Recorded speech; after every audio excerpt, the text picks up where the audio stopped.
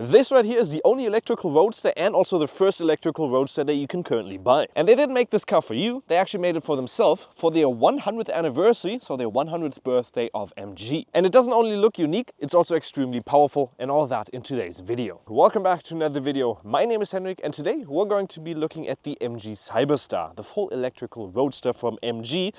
It's the first MG Roadster that has come out since the 1995 to 2005 variant of the MGF. And then back then it was still a Great Britain company. Now it belongs to the SAIC Motor Companies, which includes a lot of different companies, but is basically from China. However, the car still offers quite a lot of things, and we're going to look at everything when it comes to that. Starting price 64,909 euros. With that, you, however, get a rear-wheel drive system with 340 horsepower. The one we have standing here is going to be an all-wheel drive variant, which is called the XPower variant, with 510 horsepower, getting the car from 0 to 100 in 3.2 seconds. And we'll be doing a 0 to 100 test here in a couple of minutes, and this car really is quite ridiculous to drive. Let's start off with the design here in the front. The color on this car is the Andres Gray color, which is going to cost you 1,000 euros extra. There's a total of 6 different colors that you can pick up. The Inca Yellow is going to be the standard color. Then you can also pick between a black roof or also this red one. Red one is going to cost you 500 euros extra. The way the car is standing here, around 71,500 euros, which is for all the power that you get in a Roadster, is quite decent, but obviously it's also just an electric car with 2 seats. So we'll have to see about that price. Let's start off here in the front. We get automatically high beam assistant LED lights, which are full LED lights with also a pretty cool design here with these 3 little rounded up design there. Very sporty looking design here in the front, in my opinion, with a quite aggressive but also quite nice looking design. We get some bumpers here in the front, and also this just very nice silhouette here in the front with all these curvature designs which flow quite nicely. You also get some air curtains here on the side which get the wind past the wheels and stuff like that. Let's also quickly look under the hood, where we sadly do not get a frunk. And as you can see, there is a couple of compartments, but these compartments are just so you can refill, for instance, your washer fluids and stuff like that, or also your blinker fluid.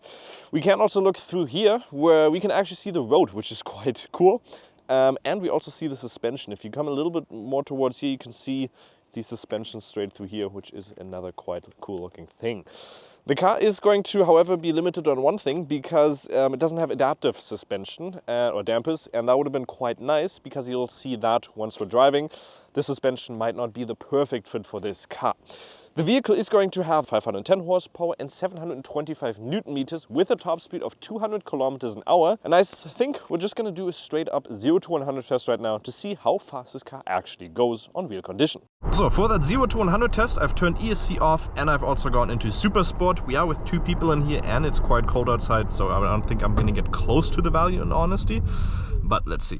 Whew. Foot on the brake. There's that launch control, and oh, that punch is nice. 3.74 seconds, so quite a lot longer than what is claimed. We did also have a negative slope, so theoretically it should have been a little bit faster. Don't really know if below 80% it also limits the power a little bit, but again, we are in here with 2 people and it is quite cold, but we didn't have any traction issues. With the 2 different variants, you always get the same amount of battery capacity, which is going to be a 77 kilowatts an hour battery size. Net usage is going to be 74.4 kilowatts an hour. The car claims a distance of around 443 kilometers. If you really get the WLTP divided by, well, you get the total battery size divided by the WLTP, you're looking at 390 kilometers. WLTP claims 19.1 kilowatts an hour. You can charge the car on the left side with DC at a max speed of 144 kilowatts, which claims 10 to 80% in around 38 minutes, and 11 kilowatts at the AC. We did a little bit of a charging test from 9% up to 80%, and that took us a total of 34 minutes. And we had we charged a total of 56.27 kilowatts an hour, with an average speed of 99.1 kilowatts and a max charging speed of exactly, well, not exactly, we got 143.9, but basically what is claimed. The car goes up to the 144 kilowatts straight away, and then drops at around 25 to 30%. It starts slowly going down until at 80%. I think we were at around 64 kilowatts at the end there. So it does drop quite fast off at the end. But still, we actually got a faster charging time than what is claimed. And the car is going to be 4 meters and 53 long, 1 meter and 91 wide without the side mirrors extended, and 2 meters and 11 with them being extended, and also 1 meter and 33 tall. You'll definitely notice that when you're on the inside, if you're a little bit taller, this might be a little bit of a tight squeeze. We also have a wheelbase here of 2 meters and 69 centimeters, with also a ground clearance of 11.5 centimeters. The car is still going to be quite a heavy one. We're looking at 2 tons and 80 kilograms, and you can only get 150 kilograms more added to that, and then you'll reach the max capacity of its, well, max weight basically. Looking at the design here on the side, in my opinion, looking really, really good. And the main thing that really stands out is when you press this button and you have those doors. Wow. Every time I've done this, I kind of feel a little bit weird because people always look at me like, the hell is he driving? What are those doors? They are quite massive and quite tall, but they do also have sensors on them if you want to close them. Look, if I'm standing in the way now. Yeah, I mean, they don't have sensors in the inside, I guess, but if I'm standing in front of it right here, it is going to stop. But if you're standing inside, well, they might actually break you. But yeah, it's quite cool just to have that. We have automatically foldable side mirrors here with blind spot assistance. And then we have the 20-inch rims on here with 245s in the front. These are the 20-inch rims that you get with the XPower variant. With the single motor, you get 19-inch rims. And we also have Brembo 4-caliper piston brakes on here, which are in this red kind of paint here for our brake caliper. Otherwise, we get a nice little design here with actually a little bit, yeah, there's a little bit of wind coming through there. We also have some nice little side skirt there in complete black with this element here on the back, which also flows some air behind it. 100th anniversary logo on the bottom. Like I already mentioned, it's that birthday present towards MG for their 100th birthday. And then the rims on the back again, which are, what are the size on here? We have 275s in the back. And in the back, we have that very special design in my opinion, because we have these blinkers, which you first of all might think that they have that whole element which is going to blink, but if we actually open it, you can see just the side there. Would have been really nice if it had that animation and that blinker coming up. We have a very nice design here on the side, and especially when you look straight from that way on, it looks like an Aston Martin from the back in my opinion. Cool design here in the bottom with also this kind of fake regenerative braking light, and we have some bigger diffusers on the bottom. Cyberster on the top, and also this full LED bar going all the way through. And from the trunk situation, you can open it with the key fob, or you also have the button here on the bottom which you can press. It's going to pop up a little bit, and then you can put, well, the trunk up. You can see here it's a Roadster, so we don't have too much space. The the roof is also going to go somewhere, so we have a max storage space of 249 liters in here. We did travel up to Hanover with it. You had a little bit of a smaller suitcase with it. I had a bag in there. It's going to be plenty of enough for a road trip with a suitcase in there, quite a small one.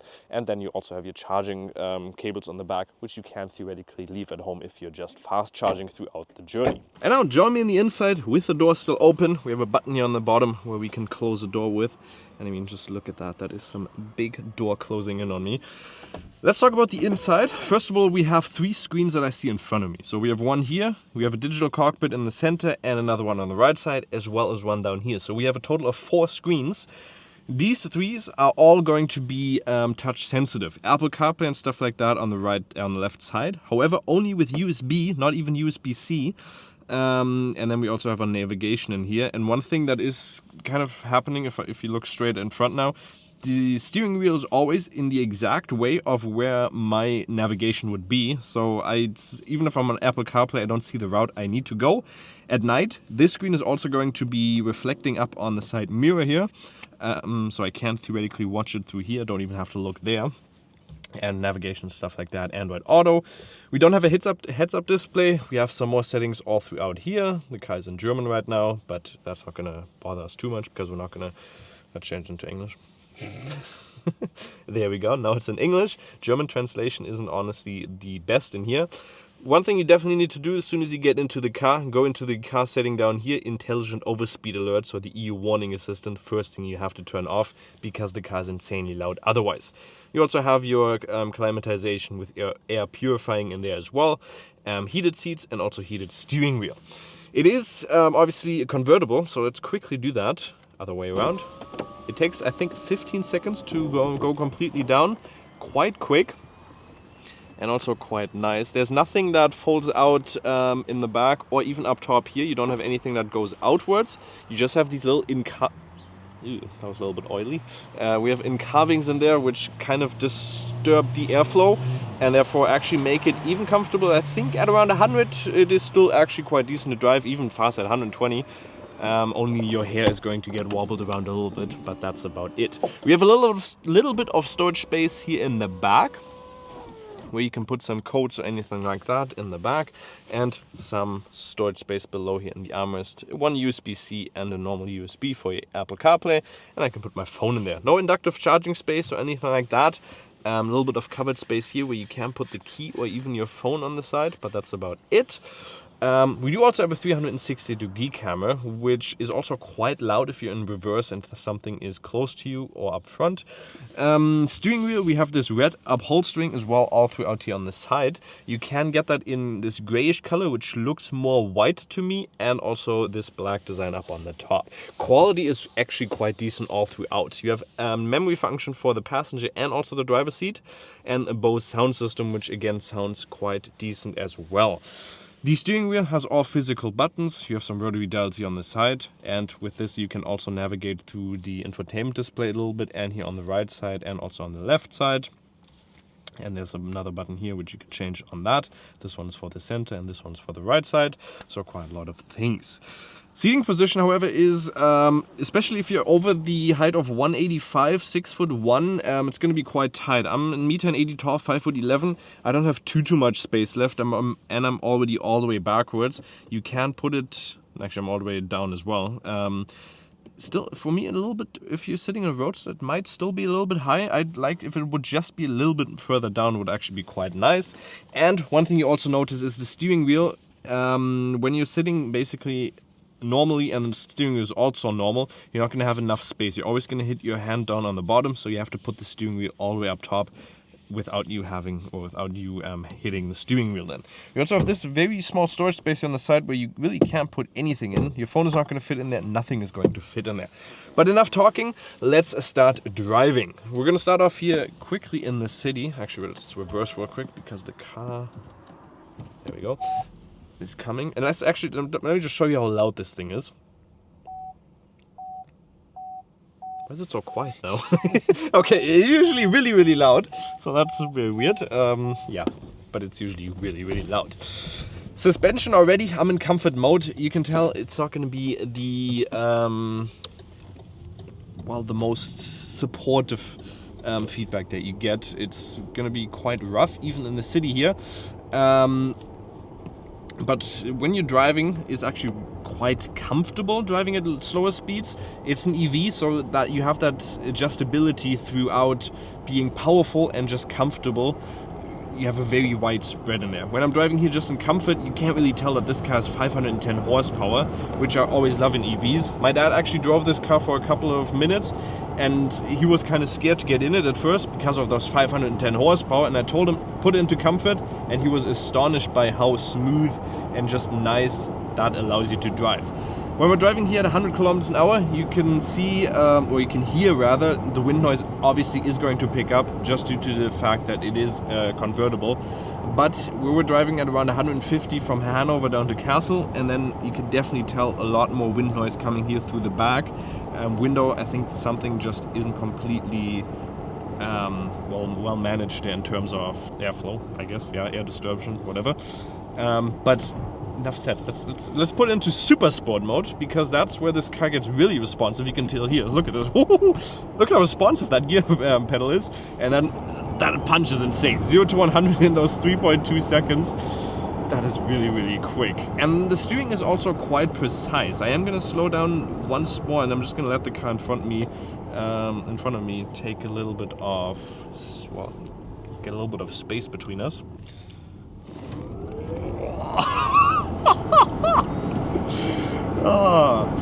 But there's one thing where this car really shines, and that is fast driving and also just pure fun that you get out of it. But there's one thing that kind of overlooms that aspect, and that's going to be the suspension. An adaptive suspension, not air suspension, would have been really, really nice in here, because as soon as you get over some more rougher roads or even height changes, the car is going to be quite unsettled by that. Here going down, because the body is going up, but the suspension is sticking to the ground, you lose grip. And the car just doesn't like that too much, and I personally as a driver also don't like that too much, because then the car just gets that unsettled feeling and you lose grip, and it just doesn't add to a sporty feeling. But what this car really is good at is the weight distribution, because it's a complete 50-50, and therefore also cornering capabilities. With any EV comes that insane cornering capabilities, but again, with that suspension, it would have been nice if they would have had that adaptive air suspension. Geez, I keep saying air suspension, but just normal adaptive suspension. That would have just allowed it to have a little bit more flexibility throughout corners, and also allow you to take them a little bit faster. And here, just to demonstrate, we're driving at around 70 now, and you can definitely feel every single bump in the road. Even if I go into comfort, like I said, it doesn't change the suspension, because we don't have that adaptive suspension. It doesn't change anything, and then it's not going to be as smooth. You're going to be bouncing up, you're going to feel every single bump in the road. But then again, for complete sporty driving, it would have been nice if it would just been a little bit more stiffer, especially over those, that was insane, over those bumps, just to not unsettle the car as much as it does currently. There, a little bit of fine tuning maybe would have not hurt, but otherwise this car is so fun to drive. And I'm going to show you that. And when you're driving here at these speeds, you can also, or when it's wobbling, you can hear some rattling in the car, because then quality-wise, okay, maybe not the best when it comes to the small fine-tuning of it, but otherwise, like I said, the quality here everywhere is really good. Let's also quickly talk about the surrounding view. Out in the back, obviously not too much view. Blind spot is going to be quite big, but you do have a blind spot assistant in there, so that is quite nice.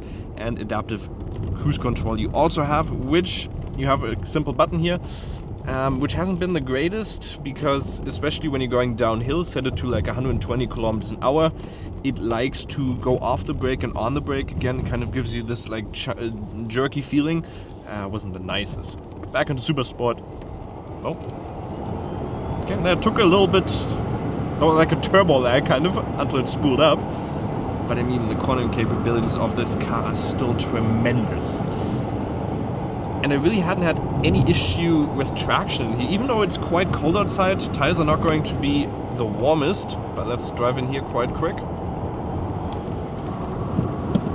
I mean, that is still insane. I went through there with 104 kilometers an hour through that corner, and there was way more air up to the top, so I probably could have even gone there through with 110, 120. You can also turn ESC off in this car with a button in the center, but I read online, I personally haven't driven too much with ESC off, that it still doesn't feel like it gives you all of the, well, it completely turns off traction. There is still a limitation that the car gives you, even when you have ESC off, and therefore getting this car actually sideways is going to be quite tough. With the rear-wheel drive system, with that 310 horsepower variant or 340 horsepower variant, might be a little bit more fun getting it a little bit sideways, but you're not going to get the fun that you get from this car with that instant punch. And then overtaking in there is also going to be no issues. Top speed of 200 kilometers an hour. We actually hit it on the Autobahn 209 kilometers an hour. Even on there, the car still feels quite decent to drive. Okay, so the GoPro did die now because of overheated. But since we've had this test vehicle, we are actually going to hit 1,000 kilometers here in a second. We had an average consumption of around 24.1 kilowatts an hour.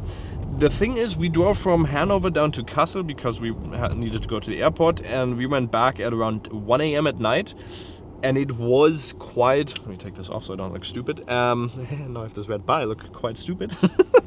But we drove at night and the highway was basically empty, so we drove the car a little bit faster at around 150 kilometers an hour. I would have liked to go on a little bit faster, but every kilometer we were driving, we actually lost 2 kilometers. So we had quite the high consumption. I think it was around 28, 29 kilowatts an hour. If we do a consumption test, if the weather is good enough, video on the top right corner, I don't think the car is really suited for longer distances, especially when you're driving fast. So what is my final verdict on the MG Cyberster? Well, I really do like that MG tried to do something completely different here, bring out the third electrical Roadster, and they really did do a good job in my opinion. It's quite a powerful car, very fun to drive. Suspension-wise could have been a little bit nicer just to get that better feeling when you're driving sporty or when you're also driving a little bit more comfortable and slower. Range-wise, obviously not the greatest, but the car is not meant for longer distance. But then taking into consideration the price, well, you might not have the money to spend this on a second fun car. That's the other thing. But in my opinion, just a very, very fun car to drive and also a good looking one in my opinion. What do you think? Let me know in the comments. Make sure to like, subscribe. We'll see you next time. Bye-bye.